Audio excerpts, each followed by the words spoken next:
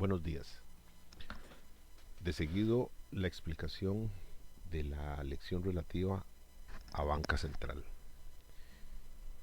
Es importante empezar diciendo que cuando se habla de banca central se refiere a una organización y que en Costa Rica banca central es el título que tiene el Banco Central de Costa Rica. De tal manera que para todos los efectos de esta lección, Banca Central y Banco Central de Costa Rica es la misma situación. Como ya ustedes se han enterado, en la historia bancaria costarricense, al principio y hasta la segunda mitad del siglo pasado, no existía una banca central. Existía un banco que tenía algunas funciones de la banca central, pero un banco central en realidad no existía. Los bancos privados y los bancos estatales, por llamarlo de alguna manera, coexistían. E inclusive, como les dije en alguna oportunidad, había diferentes tipos de moneda porque los bancos emitían las monedas de acuerdo a como bien lo tuvieran a hacer. Ya para el año de 1948, al decretarse la nacionalización de la banca privada, surge entonces el llamado Sistema Bancario Nacional. Y de tal manera se comienza a perfilar la necesidad de buscar un ente centralizador en aspectos bancarios, es decir, la creación de un banco central para Costa Rica. Esto surge con la ley 11.130 del 28 de enero de 1950 que estableció el Banco Central de Costa Rica con características definidas y propias, que le permitieron en lo sucesivo actuar como el órgano central de la economía del país. Sí quiero hacer notar que no se puede afirmar que antes de la creación del Banco Central de Costa Rica en 1950 no hubiera controles. Sí, sí existían controles. Estos controles que ahora ejerce el Banco Central los tenían dos departamentos del Banco Nacional de Costa Rica, el de auditoría principalmente. De allí a ese departamento se le encargó continuar auditando ya no al Banco Nacional, sino que a todos los bancos, y de allí surge entonces el Banco Central de Costa Rica. En cuanto a la orientación de la banca central, o sea, del Banco Central de Costa Rica, es sencillo analizar lo que dice el artículo 2 de la Ley Orgánica del Banco Central de Costa Rica. En el artículo 2 se encuentran los objetivos y dice así: el Banco Central de Costa Rica tendrá como principales objetivos mantener la estabilidad interna y externa de la moneda nacional y asegurar la conversión a otras monedas. Y como objetivos subsidiarios, las siguientes. Entonces, el primero de los objetivos es mantener la estabilidad interna y externa de la moneda nacional y asegurar su conversión a otras monedas. Aquí surgen las dos grandes áreas en que el Banco Central de Costa Rica se va a dedicar. Eh, Comentaba yo en estas lecciones que hacía muchos años había una publicidad en televisión y la publicidad decía que el Banco Central era el nervio y el motor de la economía nacional. Esa frase se me quedó grabada y ahora, tantos años después, todavía tiene la validez importante porque eso es lo que recoge la primera gran área de los fines de los objetivos, perdón, del Banco Central, ser el nervio y el motor de la economía nacional. Allí nos vamos a encontrar que quien dicta las políticas bancarias, pues obviamente es el banco Central, quien dicta las políticas crediticias, obviamente es el Banco Central, y en esas dos grandes áreas, principalmente el crédito es la principal herramienta que tiene un gobierno, o por lo menos una de sus principales herramientas, para lograr llevar la producción a los términos que espera. ¿Cómo lo hace? Bien, fomenta créditos en unas áreas y los baja en otras. De tal manera pues que si el gobierno X lo que desea es impulsar el turismo, entonces a través del Banco Central dicta políticas crediticias que favorezcan mucho al turismo. Que quieren otros sectores agroexportadores, va lo mismo. Que si hubiera la posibilidad de cambiar el sistema económico, el polo de desarrollo y pasarlo, por ejemplo, lo que es industria, podría hacerse. Entonces, para eso, el crédito se utilizaría para favorecer programas que vayan encaminados al desarrollo industrial, cosa que ya se hizo en los años 70 aproximadamente y que no tuvo los mejores resultados. Entonces, estas dos grandes áreas son las que predominan en el devenir del Banco Central. La segunda, que es también muy importante, es la de la convertibilidad del dinero. Todos sabemos que existe prácticamente lo que se llama una moneda universal, que es el dólar de Estados Unidos de América, porque hay dólares de otras naciones, y efectivamente Costa Rica pues no escapa a esa influencia. ¿Por qué se habla de la importancia de un sistema de convertibilidad? Por lo siguiente, las tesis económicas, tal vez más rancias, más clásicas, hablan de que esto se le debe dejar a la ley de la oferta y la demanda. Así, lo que se pretende es que entre más demanda de esta moneda exista, el precio será más alto. Y entre menos demanda, el precio será más bajo. Es decir, el precio del colón con respecto al dólar. Esto, en teoría nada más, funciona. Entonces en diciembre, por ejemplo, el dólar estaría altísimo, porque en diciembre se ocupan muchos dólares a efectos de hacer pagos, porque recuerden que Costa Rica es un país principalmente importador. Y las importaciones se cancelan en dólares. Ahora más aún se cancelan en euros y eventualmente en yuanes, porque China ha hecho su aparición en este marco. Entonces, si lo dejáramos de esa manera, pues habría vaivenes muy sensibles. Y atención, ustedes podrían pensar que qué le interesa al consumidor si los productos hay que pagarlos en dólares o no. Y sí nos interesa mucho, porque como consumidores que somos, si quien vende los productos importados tiene que hacer más altos los pagos por convertir la moneda, el precio del producto va a terminar siendo todavía mucho más alto, porque eso lo va a tener que asumir el consumidor. Entonces, ¿qué hace el sistema bancario actual? Desde hace unas 5 o 6 administraciones gubernamentales se estableció un sistema de bandas cambiarias. ¿Qué significa esto? Significa que el Banco Central de Costa Rica establece una franja, se llaman franjas cambiarias, en la cual la evolución del dólar se encuentra y no se sale de esas franjas.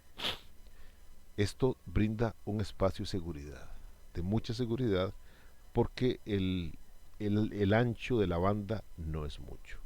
De tal manera que hay una aplicación de la ley de oferta y demanda, pero regulada.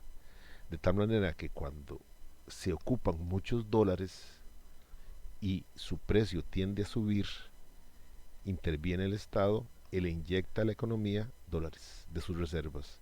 Eso mantiene estable el cambio. Siempre hay una pequeña subida, obviamente.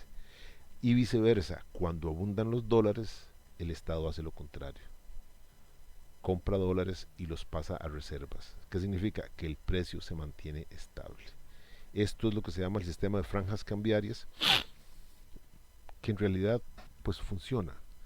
Les cuento que hace, qué sé yo, hace unos 20, 25 años, el sistema que se ocupaba era distinto. El sistema era de aumento diario del valor del cambio. Entonces, por día, ya estaba predispuesto, el valor del dólar subía. qué sé yo, 25, 40 céntimos diarios. Entonces los exportadores principalmente hacían sus números basados en esa premisa. Y sí, y era un gran negocio, verdaderamente un gran negocio. Pero al final de cuentas, el que pagaba el gran negocio era el consumidor. Porque piensen lo que son 30 monedas de 25 céntimos. Eh, 2 colones, algo, una situación así. Eso aumentaba mensualmente el dólar, lo cual era obviamente un problema, porque al final de mes todo era más caro, todo era más caro, todo era más caro. Entonces, con este nuevo sistema de bandas que los últimos 4 o 5 gobiernos han respetado, nuestra economía tiende a desarrollarse de esa manera. Bien, entonces pasamos de seguido a lo que tiene que ver con el marco regulatorio del Banco Central de Costa Rica con otras instituciones.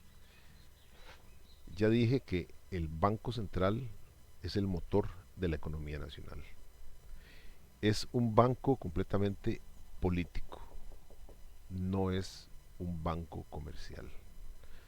Los bancos comerciales hacen lo que vamos a ver en siguiente lección, que es la intermediación financiera, o lo que es lo mismo, intervenir entre quién necesita invertir y quién necesita que le den inversión. O sea, entre quienes tienen dinero para prestar y entre quienes necesitan dinero. El banco, los bancos, la banca comercial está en medio. Entonces reciben el dinero y por eso pagan una X cantidad y lo prestan y por eso cobran una X en mayúscula mucho más grande cantidad de intereses. Luego, se establecen sistemas de relaciones con otras entidades bancarias. Así, el sistema financiero no solamente se encuentra conformado por bancos, sino que hay otros actores en esta parte financiera que tienen presencia. Encontramos los bancos comerciales del Estado. Los bancos comerciales del Estado hasta el año antepasado eran 3, hoy solo quedan 2.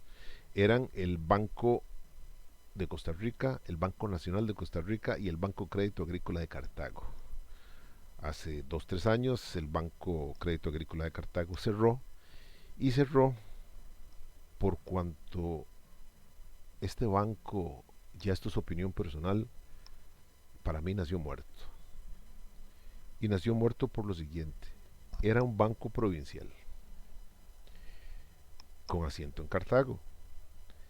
El edificio principal del Banco Crédito Agrícola de Cartago, prácticamente la sede de este banco, estaba en Cartago. Esto lo hacía local, lo hacía regional. Distinto es, y esto lo pueden apreciar ustedes simplemente con el nombre, cuando se habla de Banco Nacional de Costa Rica, abarca las 7 provincias. O más simple, más llano, pero más directo cuando se habla de Banco de Costa Rica, engloba todo el país. Pero cuando se habló de Banco Crédito Agrícola de Cartago, ya se restringía a una provincia. 2. El Banco Nacional y el Banco de Costa Rica, en su denominación, inclusive denominación comercial, que es esa, abarca todo, porque no separa Banco Nacional o Banco de Costa Rica. Pero el otro banco, el ya extinto, hablaba de Banco Crédito Agrícola de Cartago. La razón histórica: Cartago es una provincia que inclusive se le llama el huerto de Costa Rica. La mayoría o mucho de las verduras, de las legumbres que comemos a diario vienen de Cartago. Por eso es que se le llamaba Crédito Agrícola de Cartago. Y lo que se pretendía era que los cartagos tuvieran un banco pues propio, respetando su idiosincrasia principalmente agrícola, y pudieran llegar a obtener ahí los bienes, pudieran llegar ahí a obtener las facilidades crediticias para impulsar sus proyectos agrícolas principalmente. Bien, el mundo gira, evoluciona y sí, y el Banco Crédito Agrícola de Cartago se asienta, ya hablando de edificios, su principal edificio ya no, ya no está en Cartago, la sede social sí, pero ya no está en Cartago, sino que está en San José, precisamente en la esquina suroeste del Parque Central, y llega como, decirlo de alguna manera, como el chiquito, el hermano menor y el hermano más pobre del sistema bancario nacional ante los monstruos Banco Nacional y Banco de Costa Rica. El Estado lo que hace es que le asigna tareas. Entonces, por ejemplo, cuando se salía del país, había que pagar un impuesto. Todavía, pero se cambió la forma. ¿Cómo se hacía? Perfecto. El banco encargaron al Banco Crédito Agrícola de Cartago de ser la única institución que recaudara eso. Entonces ahí había un filón de actividad por medio del cual el banco recibía dinero. Porque era el único que estaba en los aeropuertos, era el único que estaba en las fronteras, era el único que podía hacer ese pago. La venta de timbres y especies fiscales también se le encargó solamente al Banco Crédito Agrícola de Cartago. Entonces, para comprar timbres, para revenderlos, había que ir ahí. Para comprar enteros, había que ir ahí. Y fueron otros nichos más que era lo que prácticamente le insuflaban sangre a esta institución bancaria. Pero, desgraciadamente, la vida avanza y, no desgraciadamente, perdón, pero los métodos de cobro cambian. Y por ejemplo, para los pasajes aéreos se le quitó esa misión al Banco Crédito Agrícola y se le encargó a las ya ni siquiera agencias de viajes, porque ya prácticamente no hay, se les encargó a las líneas aéreas que al momento de vender el pasaje cobren el impuesto y se lo depositen al Estado. ¿Qué se hizo? Aliviar la necesidad de ir a un banco, pagar para poder comprar el tiquete. Entonces, con la compra del tiquete, allí iba incluido el impuesto. Se les retiró eso al Banco Crédito Agrícola. Y en cuanto a los timbres, resultó muchísimo más cómodo que en lugar de estar buscando goma, buscando almohadillas con agua, o en el peor de los casos, sacando la lengua para ponerle a la goma que tenía el timbre en la parte de atrás, eso se superó. Porque bien que mal, los timbres son muy caros. El papelito ese que había que recortar y pegar, ese papelito era muy caro. Y a veces no valía la denominación del timbre. Entonces lo que se hizo ahora, perdón, fue hacer enteros. Cualquiera de ustedes va al registro público, esa oficina que está en Limón, ahí encima del Banco de Costa Rica, y necesita una certificación, ya no tiene que pegar timbres, ya no tiene que llevar goma, ya no tiene que llevar una almohadilla para pegar los timbres. Le venden una hojita que tiene el valor de los timbres. Esa hojita se le pega al papel que usted va, al documento que le va a emitir el registro para efectos de la certificación que usted desea y tiene la validez legal. Entonces también eso lo perdió el Banco Crédito Agrícola. Y al final se dieron cuenta que el Banco Crédito Agrícola no sobrevivía con la intermediación que hacía en Cartago. Sí, y ese banco se trató de dinamizar, se le dio otra denominación, una denominación más acorde con los tiempos actuales, y tenían préstamo para vehículos, tenían préstamos para casas, pero no era el fuerte, no era el fuerte. Los otros dos hermanos mayores arrasaban con todo eso. De tal manera que el banco comenzó a tener prácticamente cero ganancias. El Estado tuvo que intervenir para poder pagar salarios, para poder pagar otras cosas. Y entonces de una manera, pues, me parece que simple, de una manera obvia, se acercó el tiempo de darle la bendición y lo que hizo fue que se cerró. Se despidió con sus prestaciones obviamente, se despidió a todos los trabajadores, se devolvió el dinero que había en todas las cuentas y prácticamente el Banco Crédito Agrícola existe ahora, pero solo para ir terminando ciertos procesos administrativos. Su planilla se ha visto reducida al máximo y le pasó al Banco de Crédito Agrícola lo que le pasó a Habdeba. Hasta luego y buenas noches. Murió. Hoy solamente quedan entonces como bancos comerciales nacionales o estatales, por llamarlo de alguna manera, el Banco Nacional de Costa Rica y el Banco de Costa Rica. Luego también tenemos bancos creados por leyes especiales y aquí nos vamos a encontrar tal vez el principal y el más notable, el banco Popular y Desarrollo Comunal. Este banco es creado por y para los trabajadores. Por lo tanto, no forma parte del sistema bancario nacional. Es decir, no tiene que seguir todas las directrices del Banco Central de Costa Rica. Las que sí tienen que seguir el Nacional y el Costa Rica propiamente. El Banco Popular, como se le denomina comúnmente, es un banco, insisto, de los trabajadores. Así lo define la ley. Por lo tanto, su junta directiva está integrada por trabajadores. Estos trabajadores responden a, a gremios. Hay educadores, hay, qué sé yo, artesanos, hay otros. Todos los que conforman los, los, los trabajadores ahí están representados. Más aún es uno de los bancos más, comillas, ricos, fin de comillas, del país, por cuanto su ley le encargó, al igual que el crédito agrícola, le encargó ciertas cuestiones, ciertas actividades que son increíblemente lucrativas.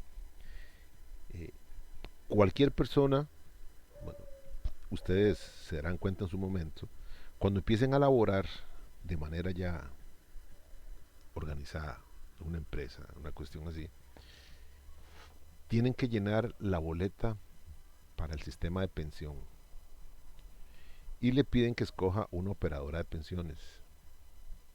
Ahí es donde en un principio, cuando se dio el boom de las operadoras de pensiones, en las grandes empresas habían kiosquitos pequeños de un banco interesado, ya fuera privado o público, y se hacían presentes. Algo así como hace el Banco de Costa Rica cuando ustedes ingresan al semestre a la universidad. Está allí para darles la tarjeta, porque la universidad hizo convenio con el Banco de Costa Rica y de tal manera ahí es donde ustedes les depositan las becas, y lo que está haciendo el Banco de Costa Rica es simplemente ganándoselos como clientes más adelante. Bien por ellos. Entonces, el, el crédito, el Banco Popular tiene la ventaja de que fue por ley designado para estas opciones.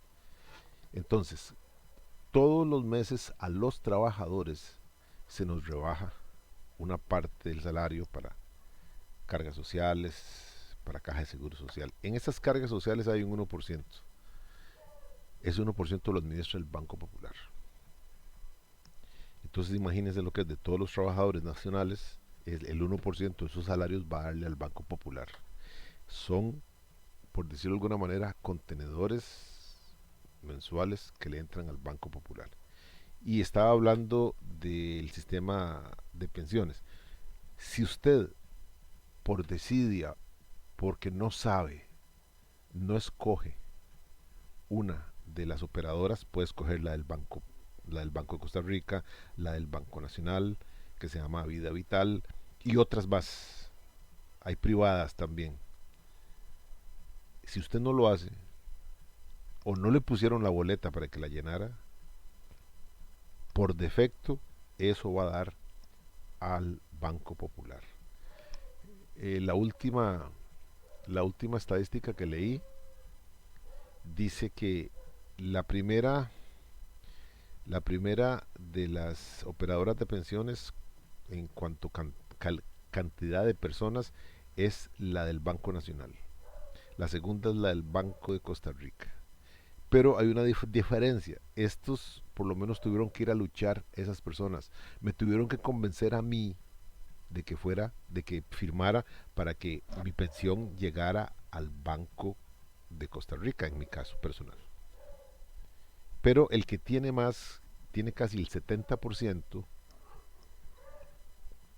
de lo que son las cuentas por pensiones, es el Banco Popular. La razón, la que les dije, la gente no se preocupa, la gente no sabe, la gente ignora, pero tiene que ir su dinero a alguna cuenta. Entonces, por defecto, la ley indicó que por defecto, cuando no se haga, pasa al Banco Popular. Entonces el Banco Popular recibe esa cantidad monumental de dinero mes a mes.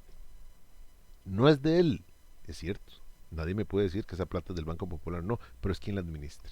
Y como vamos a ver en otra lección, aquí se abre completamente el paréntesis de lo que es la intermediación financiera, que es tener dinero para prestar. Entonces lo recibe a muy bajo costo y lo presta.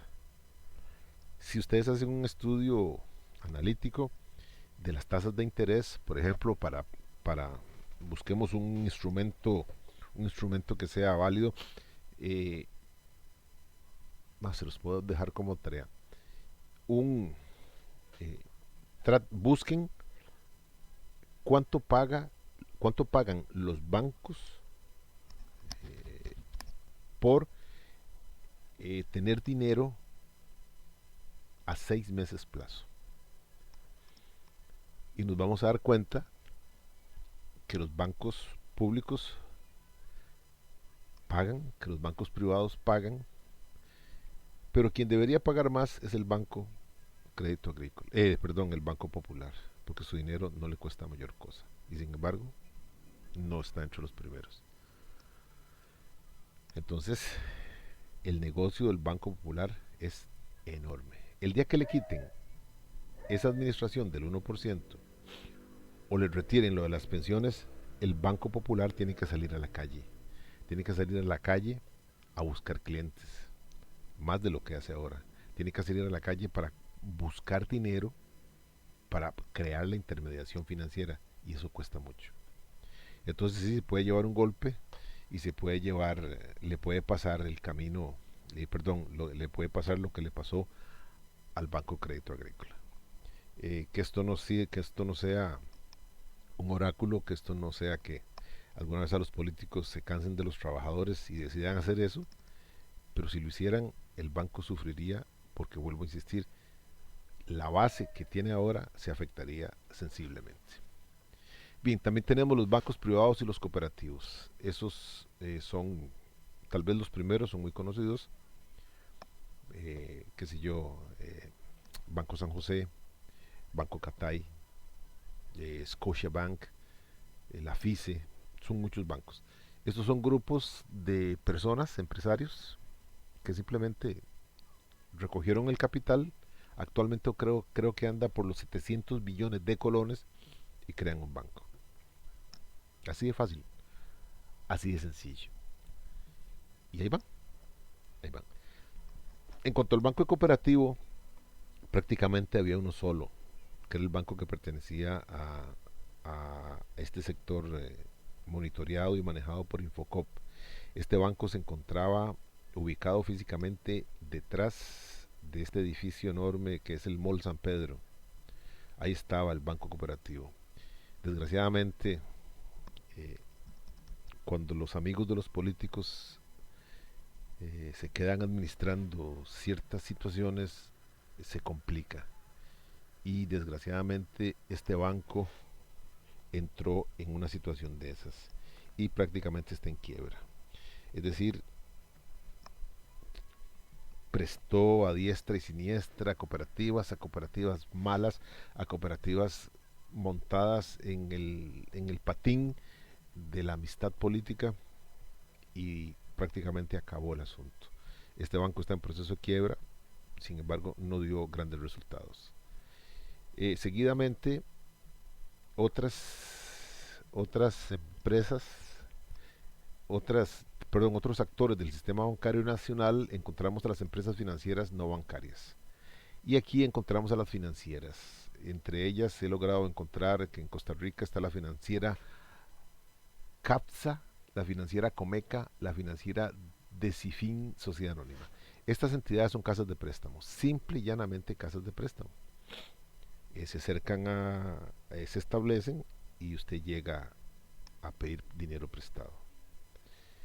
Sería algo así, falta aquí Instacredit y otras de estas, no sé si entrará estos salvajes de Beto le presta, una cosa así, pero son entidades financieras.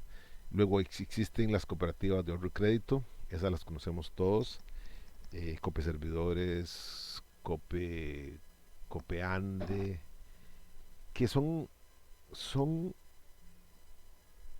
llamémoslo así, son empresas que nacieron y practicaron uno de los negocios más rentables que hay en el país. El negocio es prestar dinero. Y la gran ventaja que tiene, por ejemplo, Copeande, es que le presta al grueso de los servidores educativos del país, llámese, llámese maestros. Y uno de las condiciones que ponen es que el que recibe el dinero debe autorizar al patrono a que le rebajen del salario y luego el patrono le pasa a Cope Servidores. Les digo a Cope, sí está, bueno, Copeante. Y eso es un negocio seguro. Tan seguro es que hace un par de años, un año y medio creo, eh, fue una delicia, comillas, leer lo que decían los periódicos, porque en razón de la huelga y todo esto, surgían voces de que el dinero no alcanzaba. Los huelguistas decían que se pagaba muy mal, que el dinero no alcanzaba, que no tenían plata. Y se hicieron los estudios del caso y resultó que lo que encontró el investigador periodístico me llamó poderosísimamente la atención. Encontró expresiones como por ejemplo las siguientes. Un grupo de servidores públicos en el campo educativo decía, por favor, regulen a estas empresas. Porque no es posible, ojo, no es posible que simplemente contra la presentación de la cédula nos presten el dinero. No tenemos que poner nada más. O sea, nos dan el dinero en cuestión de días, pero simplemente con esta autorización para que nos rebajen. La queja que tenían ellos era que ganando 700,000 colones, que no es un mal salario, recibían 50, 60,000 colones por mes, porque todo lo demás se lo rebajaban. Y ellos decían que eso era inhumano. Claro, es inhumano porque ¿quién va a sobrevivir las los gastos de una casa durante un mes con 60,000 colones? Pues prácticamente nadie. Pero se estaba pagando el carro, se estaba pagando el viaje, se estaba pagando el viaje a Rusia, porque creo que fue para eso el campeonato mundial de Rusia, una cosa así, se estaba pagando el campeonato de Rusia, porque para eso hubo dinero por montones. Entonces, verdaderamente sí, es un problema. Y son entidades muy fuertes. De hecho, Copeande es de las más grandes que hay en Latinoamérica. Con un capital, algo que no le cabe a uno, tiene que sentarse a ver cuántos son los ceros que hay a la derecha, porque son demasiados. Y ahí siguen, edificios grandes, todo lo demás. Vean, por ejemplo, si recuerdan el caso de Copemex. Copemex empezó como una cooperativa, empezó como un grupo de amigos que en el Hospital México, allá en San José, pensó, ¿y por qué no prestamos plata? ¿Por qué no hacemos un negocio? Entonces cogían de su salario, por decir algo, un 10% y comenzaron a formar un capital. Formaron el capital durante un tiempo, qué sé yo, por decir algo, varias personas, el 10% de su capital durante un año, y cuando ya tuvieron una base un poquito grande, comenzaron a prestar. Y sí, cuando la gente le dicen, le presto dinero, no piensa en otra cosa, sino en que le van a prestar el dinero. Y comenzó a funcionar. Se cuidaron, de obtener con la Caja de Seguro Social, cuando se formaron como cooperativa, que la Caja de Seguro Social fuera la que rebajara el salario, y santo negocio. Creció de una manera increíble. Pero desgraciadamente los malos negocios llegaron. Malos negocios como préstamos enormes para hacer eh, centros comerciales. Yo visité uno y ese centro comercial podía tener 50 espacios comerciales, de los cuales solo había arrendado uno, que era un supermercado, y luego estaba la otra oficina, otro local que era el de la administración del centro comercial, y un tercer local que era una agencia de viajes pequeña, interna, porque eso era en Monteverde, que era del hijo del dueño del centro comercial. Y los otros locales vacíos. La razón, se hicieron sin verdaderamente un plan de viabilidad. Y así pasó, yo os pongo ese ejemplo, pero hubo urbanizaciones, hubo otra serie de grandes proyectos que se hicieron, el dinero se usó en eso, pero luego no pudieron redituar, no pudieron redituar. Y entonces Copemex, que tenía el edificio del antiguo Banco Anglo, que tenía el edificio en Limón, donde ahora está el Banco Popular, quebró. Quebró y actualmente se está juzgando a 6 de los directivos por haber tomado esta serie de decisiones. Ya la plata se perdió. Quien tuvo que entrar a salvar fue el banco Popular, que era uno de los mayores acreedores. Entonces, para no perder nada, para no perder todo, compró deuda y luego la cobró. Bueno, pero fue el escándalo. Y aún así terminaron quebrando Copemex, que vuelvo a insistir, era una de las más grandes que había en el país. También nos vamos a encontrar eh, entidades autorizadas para la vivienda. Estas mutuales, en Limón está Mutual Cartago Ahorro Préstamo y Mutual Alajuela, se crearon no tanto con la idea de prestar dinero, lo prestan obviamente, pero su punta de lanza es lo que tiene que ver con la vivienda. Entonces, en Limón, si usted desea tramitar un bono de la vivienda, debe ir a una de esas dos, a la Mutual Alajuela y a la Mutual Cartago. También encontramos casas de cambio. Las casas de cambio en mis tiempos universitarios existían y yo las conocía. Ya después yo dije, cuando estaba estudiando esto, dije, no, no es posible. Todavía quedan esos negocios. Y sí, efectivamente, todavía quedan. Esos negocios en los años 80 se hicieron multimillonarios porque, creo que les dije en otra lección, en los tiempos del 78 al 82, el dólar sufrió una variación terrible y entonces el Estado tuvo que restringir la venta de dólares. De tal manera que solamente usted iba al banco y solamente contra presentación del pasaje le vendían $100 diarios por el tiempo que usted estuviera fuera del país. Y el pasaje tenía que tener día de salida y día de vuelta. A ese nivel habíamos llegado. Entonces estas casas de cambio surgieron. ¿Qué era? Era gente que traía muchos dólares, obviamente de afuera, y entonces los cambiaba. Cambiaba colones por dólares por el precio que ellos quisieran. De tal manera que llegaron a darse extremos de diferencias de 300, 400 colones por dólar y la gente iba y los compraba. Ya ahora no, usted simplemente va al banco y cambia los dólares que sea, usted puede tener su cuenta en dólares, puede ir a un banco y comprar los que necesite sin ningún problema y con un cambio dólar fijo que todos los días revisa el Banco Central. Pero todavía quedan de estas casas. Ubiqué una que se llama Global Exchange en Alajuela y Casa de Cambio de Jacob Garavito que se llama Teledólar. Estas casas funcionan. Se destinan tal vez a cambiar otras monedas, porque si por ejemplo yo traigo yuanes, ¿quién me los recibe aquí? Ellos también. Que nunca le hagan ustedes un trabajo, por ejemplo, a un nicaragüense y no es por discriminación o porque otra cosa, sino por lo siguiente, el nicaragüense le paga a usted en córdobas. ¿Qué hace usted con los córdobas? tiene que llevarlos a una de estas casas. Si el banco no se los acepta, tiene que llevarlos a una de estas casas para convertirlos a colones. Y ese es el negocio de ellos. También están las operadoras de pensiones, muy conocidas, las operadoras de seguros, las SAFI, que son sociedades administradoras de fondos de inversión, y los puestos de bolsa. Todos estos actores forman parte del entramado del sistema bancario nacional. Con lo cual, yo quiero que descarten, por favor, que el sistema bancario nacional lo conforman solamente tres bancos: el central, el Costa Rica y el nacional.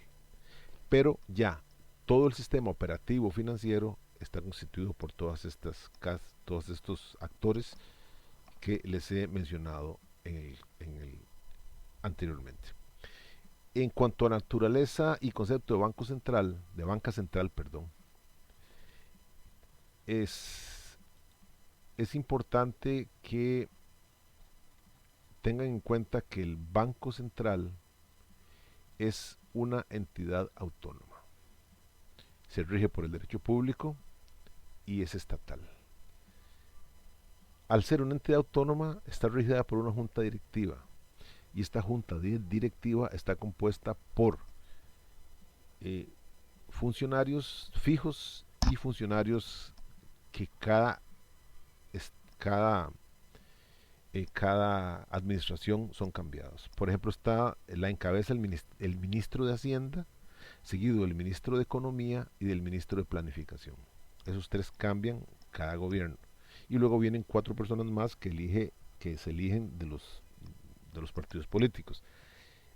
A diferencia de los diputados, que no se necesita ni siquiera saber leer y escribir para ser diputado, ese es el ejemplo de lo que es una democracia. Las personas que lleguen a la Junta Directiva del Banco Central de Costa Rica tienen que tener capacidad académica. No se concibe cómo se vayan a regir los destinos económicos de un país a puro corazón. No lo hacen. Esta es una de las debilidades que se le ha encontrado al Banco Popular. El Banco Popular está formado por trabajadores, muchos de los cuales no entienden de cuestiones bancarias y aún así deciden sobre cuestiones bancarias. Es como una especie de contradicción, pero sin embargo la ley así lo prevé. Y entonces aparece la definición de banca central. Y dice: banca central es la actividad que lleva a cabo una institución pública, autónoma, constituida esta actividad en el mantenimiento del valor externo y convertibilidad de la moneda, la custodia y administración de las reservas monetarias de la nación, la emisión de dinero, la gestión como consejero, agente financiero y banco cajero del Estado, el control de tasas de interés, la dirección superior del crédito bancario, la de banco de gobierno y la de banco de bancos. Prácticamente así se desarrolla esta parte. Dice: es claro que de acuerdo a la definición dada, la banca central se aleja de las funciones de intermediación financiera fundamentales en la banca comercial. Y aquí quiero remarcar algo. El Banco Central no es un banco comercial. Los bancos comerciales estatales son solo 2, ya los dije. El Banco Central no es comercial. Usted no puede tener una cuenta de ahorros en el Banco Central. Usted no puede tener una cuenta corriente en el Banco Central. El Banco Central no se encarga de eso. Quien hace eso son los bancos comerciales. El Banco Central se dedica a otra cosa. Se dedica a todo lo que es la planificación económica del país. Luego encontramos la estructura administrativa, que ya se las dije, que está compuesta por una junta directiva y la conformación de la misma. Y en cuanto a las potestades del Banco Central de Costa Rica, la primera de ellas y la más importante es la emisión monetaria. Dice: acto exclusivo del Banco Central, por medio del cual se ponen con poder liberatorio ilimitado circular billetes y monedas. Vuelvo a insistir: antes de los años 50, los bancos que eran privados emitían moneda. Hoy no. Hoy el colón únicamente lo emite el Banco Central de Costa Rica. Única y exclusivamente el Banco Central es quien lo hace. Y es el encargado de la emisión monetaria. Y aquí hay una parte técnica que quiero que comprendan muy bien. Emitir dinero no es liberar billetes o monedas. No es solamente eso. Es liberar billetes o monedas cuando incrementen el, ¿cómo se llama? La base de dinero que hay en el país. Lo explico de la siguiente manera.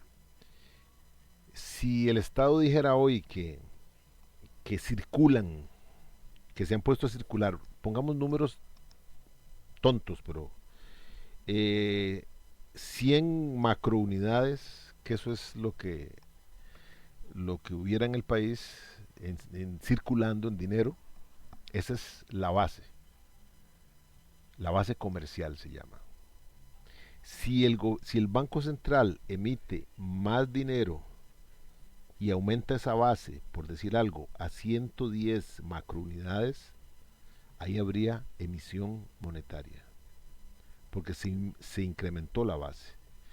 Pero si el banco lo único que hace es emitir dinero para sustituir billetes, por ejemplo, la base permanece igual. Y al permanecer igual, no hay emisión monetaria. Nuevamente, la emisión monetaria solo es cuando aumenta la base financiera.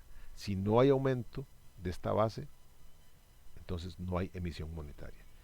Esto lo hago porque en algunas oportunidades tal vez ustedes estén haciendo fila en un banco y se dan cuenta que el cajero comienza a contar dinero de un depósito, dinero físico, billetes, y comienza a contar y retira billetes, retira billetes, retira billetes. Yo no sé qué tienen los cajeros en los dedos, que parece que tienen ojos, que no les gusta un billete y simplemente los retiran. Al final del día harán una bolsa, supongo, con los billetes que ya, por decirlo de alguna manera, y esto gráficamente, comillas, ya jugaron y se los mandan al Banco Central.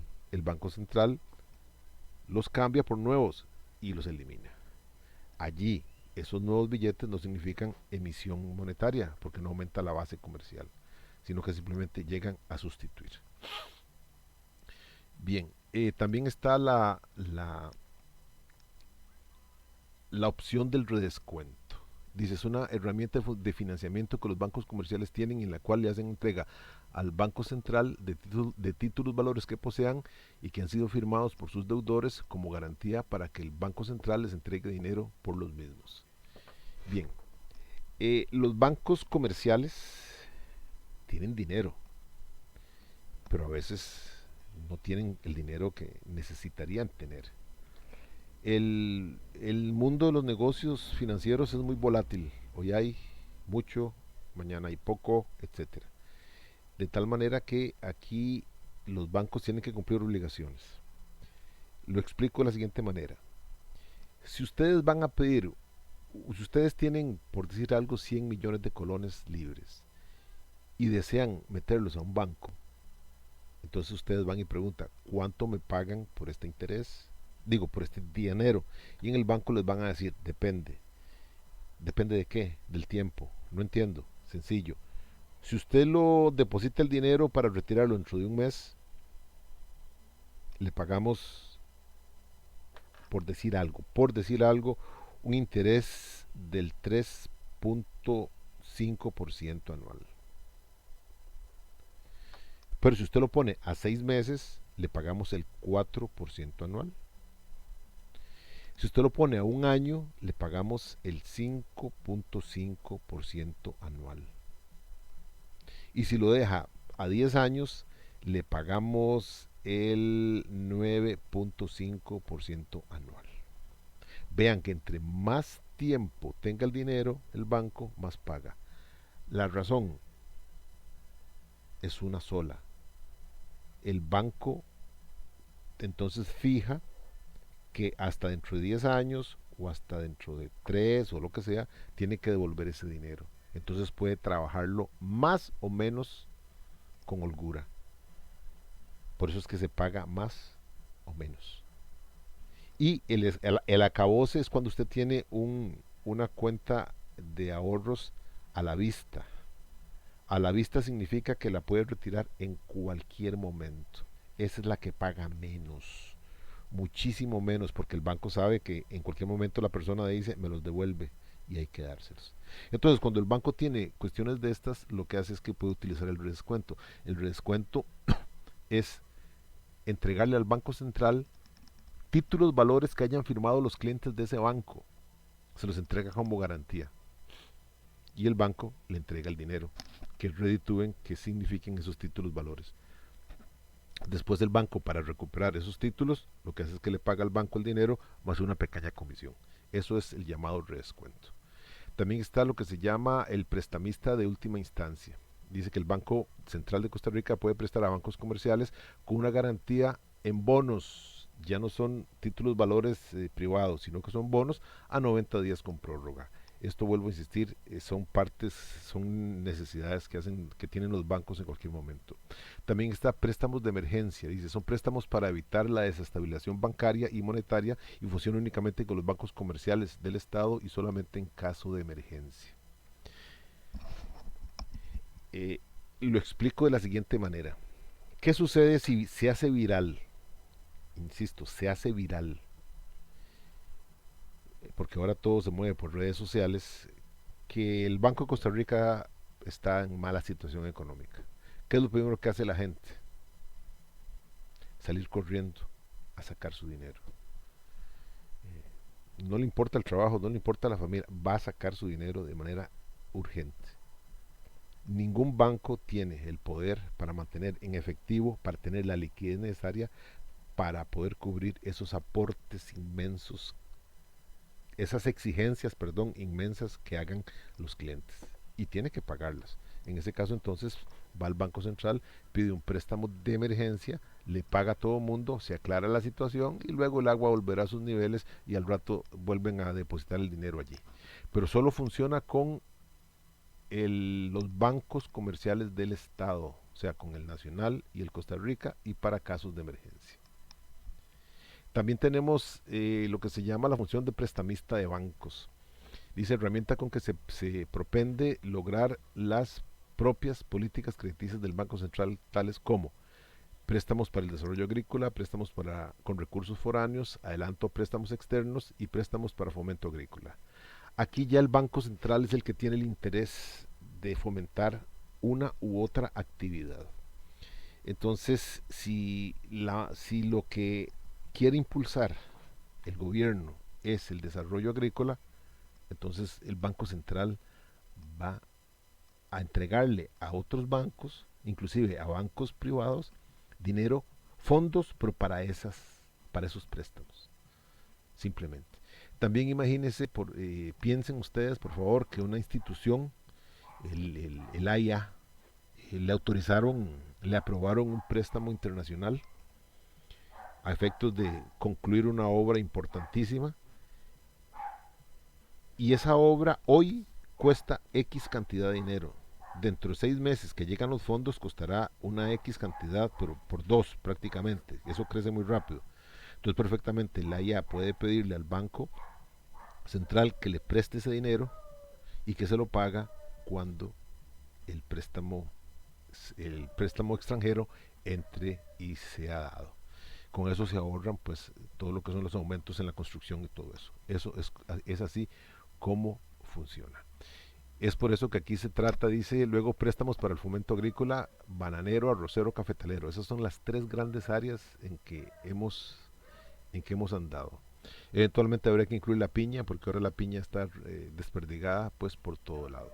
Y como digo en la parte final de esta hoja 9, esto es parte de la rectoría que hace el Banco Central en cuanto a la economía nacional. También existe la función de banco avalista, que es cuando el Banco Central se convierte en fiador o avalista de una institución pública. Entonces el crédito obviamente va a estar bien, bien cubierto y lo obtendrán de esa manera. También está la función de préstamo para gobierno, que son anticipos transitorios que el banco entrega al Estado para que éste pague sus obligaciones. Luego se recaudan los impuestos y se consiguen los préstamos. Esto se da desde hace mucho y se va a dar todavía más ahora. De acuerdo con la última ley de reforma tributaria, el plazo del periodo fiscal varió. Antes era del 1 de octubre al 30 de septiembre del año siguiente, 12 meses. Ya en 2020 cambia y para 2020 va a ser, solo para el 2020, va a ser del 30 de septiembre del 19 al 31 de diciembre del año 20. Eso significa que ya no van a ser 12, sino que van a ser 15 meses. Van a ser 15 meses. El problema viene en lo siguiente. Para diciembre, el gobierno necesita dinero. Necesita dinero para pagar principalmente, para pagar aguinaldos. La liquidez, esa es una meta a perseguir, que el dinero llega. Pero el problema es que ahora ya la gente no va a pagar sus impuestos en diciembre, los va a tener que pagar en enero. Entonces va a quedar un espacio de un mes o 2 meses, no sé. Es la primera vez que nos vamos a enfrentar a eso. Y entonces aquí es donde va a entrar esta función principal.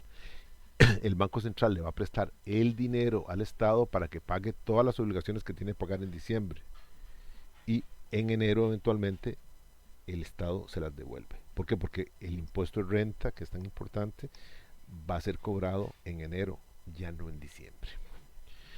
Luego está la dirección política cambiaria, que es el uso racional de las divisas y el empleo concedido de la potestad de división y buena política crediticia. Eso es lo que expliqué más adelante. En Costa Rica se va por un sistema de bandas con respecto al dólar estadounidense. Luego está la dirección de la política crediticia, que se hace por medio de 3 parámetros. Esta es quizás de las más importantes. ¿A dónde dirigir los fondos para créditos? Esos 3 parámetros son los programas crediticios que el Banco Central diseña, eso es con la política que el gobierno le impone, la fijación de tasas de interés y de comisiones para los bancos comerciales. Aquí es la gran diferencia que usted va a sentir si va a pedir un préstamo a un banco comercial, llámese Nacional Costa Rica, o a un banco privado. El banco privado le resuelve a usted en una semana, el otro le dura 40 días, pero el interés es muchísimo más alto. Luego están los topes de cartera. Los topes de cartera significa que en sus estudios económicos los bancos, por ejemplo, dice están llenos de préstamos para consumo. Préstamos para consumo es el que uno hace para comprarse un carro, para comprarse equipo de qué sé yo, de televisiones y cuestiones de estas. Entonces lo cierra. Dice que ya no hay préstamo para eso porque eso no es productivo. El sueño de toda economía es que la gente pida prestado, pero para producir. Así como se oye, para producir. Cosa que en Costa Rica lo que se pide es para consumo. La gente dice que paga y en eso tiene razón, pero cuando se consume, ¿qué se produce? Pues prácticamente nada. Ahí es donde hay que tener cuidado. Por eso es que en algún momento los bancos cierran. Los bancos dicen ya no prestamos más plata para compra para compra de carros, para comprar de carros, una situación así, porque ya ese consumo está lleno. El sueño de todos los bancos es prestar para producción. La producción va a redituar otra cosa. Y luego, por último, y ya para finalizar, está la parte relativa a la compensación de bancos. Esto lo deben entender de la siguiente manera. Uno de los medios de pago o de extinción de las deudas es la compensación. La compensación se da cuando yo le debo y usted me debe. El ejemplo es este. Uno de ustedes le pide a su compañero 10,000 colones prestados. Entonces usted le debe a su compañero 10,000 colones. Pero en algún otro momento, por una situación distinta, su compañero le prestó 15,000 colones a usted. Llega el momento de cancelarse las deudas y no se va a dar el caso de que él le devuelva 10 para que usted le pague 15. No, la primera deuda, la de 10, se compensa y lo único que queda es el restante, que son 5.000 colones. Esta es la compensación. Es un modo de extinguir las obligaciones. En este caso, lo que pasa es lo siguiente. Si yo tengo cuenta en un banco, yo puedo depositar en mi cuenta dinero o puedo depositar cheques. Si son cheques de ese mismo banco, el banco los hace efectivos y el dinero queda íntegro. Pero si son cheques de otro banco, si son cheques de otros bancos, eh, hacía años que le decían a uno, se lo acreditamos en una semana. Hoy ese periodo se ha reducido porque se manda el cheque que el Banco de Costa Rica tiene contra un banco privado o contra un banco o contra el Banco Nacional por un depósito que es un cliente y se manda a la Cámara de Compensación de los bancos. Entonces, imagínese con la cantidad de tráfico que eso usted tuviera que hacer, sería como una ametralladora donde se van pasando cobros y cobros y cobros. Lo que se hace es que día a día se establecen lo que un banco le debe al otro y se compensa. Al compensarse, entonces lo que se le deposita es la diferencia. Así es como funciona la cámara de compensación. Como ven, jóvenes, esta es prácticamente la vida de la banca central. Vuelvo a insistir, cuando hablo de banca central me estoy refiriendo al Banco Central de Costa Rica. Así queda entonces expuesta esta lección. Tengan todos muy buenos días.